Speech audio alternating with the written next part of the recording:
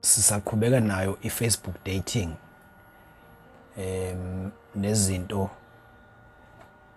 nezimangalise ezivelayo kuFacebook dating sicitshisa kakhulu laba abakhonze kakhulu in fact sicitshisa noma ngoba ubani ngoba la kuFacebook akuyi ngokuthi ukhonze noFacebook or something kuya ngokuthi ithuba livelile nithuba lokuthi uyithole sewujula kuFacebook ezinye zezinto ongayilindela lezi nalo lunye udaba esake salibhala olosihloko sithi ikhala iyazithulisa insizwa sempangeni entshontshelwe u2000 nenyama kanye neIphone yayo uMiss Mbumbulu emthole kuFacebook. Siyazi ke kuFacebook ukuthi abantu abaningi mawushela kuFacebook uyibeka kahle nje baze bebhale khona ipost noma iCaption abajwayele ukuyibhala lapha ya kuFacebook abantu bethi la kusekhuluma khona intombi nensizwa kushuthi intombi isuka ivakashela insizwa ekseni ebesithi intombi ithi baby ngicela uvuke emsebenzi uzoba late emsebenzini besithi indoda ayangisebenzi mina bengenzela ukuthi ungiqobe. So zikhona lezo zinto ezinjalo. Nalo lunye udaba ikhali yazithulisa insizwa sempangeni entshontshelwe u2000 nenyama kanye neIphone yayo uMiss Mbumbulu emthole kuFacebook. Ngolwesihlanu lomhla ka5 August 2022 insizwa yakwantathu endaweni yasesikhaweni ngasempangeni yaposta isithombe sayo kuFacebook ihlezi nabangani bayo esebenza nabo kwenye ifirm eThekwini Siphingi. Umfo wantathu wayegqoka izinto ezimhlophe esithombeni engakashintshi ukugqoka impahla zokusebenza. Esandleni wayephethe ukhiye wemoto yomsebenzi uqamile nje uyabonakala. Kwase kuthi abangani bakhe bagqoka imidansana yokusebenza ngoba bona base bevele beshintshile. Wasegqama untathu esithombeni. Isithombe lesi basishutha ekseni besazongena emsebenzini. Kwase kuthi kuyipost untathu wabhala ukuthi akusebenzeki upetrol usuphinde wenyuka futhi. Kuthe ngabo 12 emini ngesikhathi selunch untathu wangena kuFacebook kwase kuthi kuma comments wafica icomment yenye intokazi enhle nje eyayithi induna emsebenzini uyibona ngokuswenka nje abanye bengcolile. Kwabe sekuba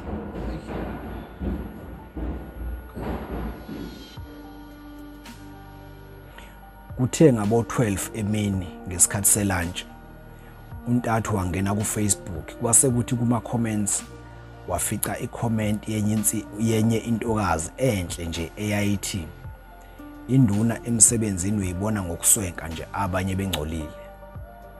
Kwabe sekuba ukuqala kwendaba kanjalo ke phakathi kukamfo wantathu nalentokazi.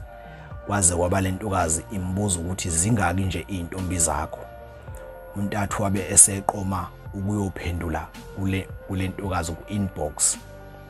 Bagcina sebeshelana ke babuzana izindawo zasemakhaya wachaza untathu ukuthi emakhaya kusempangeni esikhawini kodwa ngokwamatoho useThekwini Siphingi uqashe khona eSiphingi. Nayo lentokazi yayichaza ngalamagama ewasebenzisa kuFacebook okunguNomsavezi yathi ekhaya kubo kuseMbumbulu phambi kwaseThekwini kodwa ngokomsebenzi ifundisa lapha yakwaMashu esikoleni okuthiwa iBuzi Mpilo Primary School kwa-L section.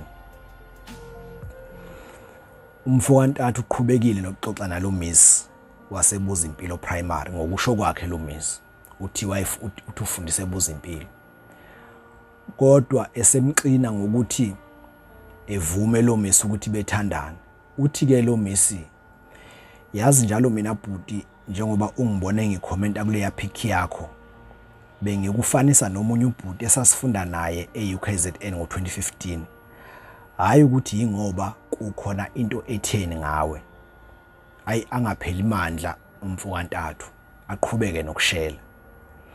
Nangendlela akabhala ngayo umfo wantathu yashintsha naye wazama ukubhidilisha isingisi ngoba naye lo Miss wayengaliqedi isentence engalifaka ngegama lesingisi. Kuthe ngesonto lomhla ka7 August wavuma lo Miss ukuthi bethandane nomfokantathu. Washo nanokuthi yena akawukhonzile uFacebook futhi akapost nje, uyafunda nje kuphela. Wathi nanokuthi eze engene kuwona yingoba usazishayelwa umoya nje emva kokuhlukana nobaba wengane yakhe uyiphoyisa. Wathi ugcina esenesizungu njalo uma engasebenzi. Wathi leso sizunguke esimphosa kuFacebook. Nangempela umuntathu esesha iprofile yakhe lo Miss akunazi izinto eziningi. Mhlambe ipost yayiyodwa nje kuphela bese kuba nesithombe. Lapho khona abona khona ukuthi muhle lo Miss. Kuthe uma ethi untathu bengabonana nini, wathi lo Miss akazi kuyena untathu. Wabuza untathu ukuthi yena lo Miss uhlalapho, wachaza lo Miss wathi ukuthi uhlala emqashweni khona elokishini kwa-L kwaMashu. Wathi kodwa kwamanje ngeke kulunga ukuthi untathu eze khona emqashweni ngoba basanda kuxabana nephoyisa lakhe. Wathi ngoba lisaqhubeka nokufika njalo ntambama lizomncenga ukuthi bebuyelane. Wathi lifika ngenkani. Wathi kodwa usezwile ukuthi leli iphoyisa lisuke lizofokisa ukuthi ayikho yini enye indoda esifika kulo Miss. Kuthiwa lithi leli iphoyisa indoda eyolifica endlini yalo Miss liyoyithela othulini ngenganono. Ayiwavele wesaba untathu kuphinda ekhulume indaba yokuthi ufuna ukuza endlini yalo Miss. Lo Miss wayichazela untathu ukuthi yena usanda kuhlukana nephoyisa leli iphoyisa lisafika endlini yakhe lo Miss. Nakuba sebehlukene. Ukufika kwalo liyasho futhi ukuthi indoda eliyoyifica la lofika lidubule. Kuthe ngomsombuluko ntambama wathi lo Miss kuntathu yena uzobe engasebenzi kusasa esho ngoLwesibili emhla ka-9 August ngoba kuzobe kuyiholiday. Wathi njalo uma kuyiholiday uyaye ehambe eye ekhaya kubo eMbombulu. Wathi imvamisa uyaye ehambe ntambama uma ephuma emsebenzini. Wathi kodwa namhlanje angeke kwazi ukuhamba ngenxa ukuthi iphoyisa leli asehlukene nalo liyenqaba ukumnika imoto yakhe. Lo Miss wathi unemoto futhi nomfokantathu wake wafona efonela lo Miss. Wawuzwa umsindo wezingane ezazi bangumsindo ngemuva naye lo Miss edeze ezikhuza lezi ngane. Kungathi uyashayela.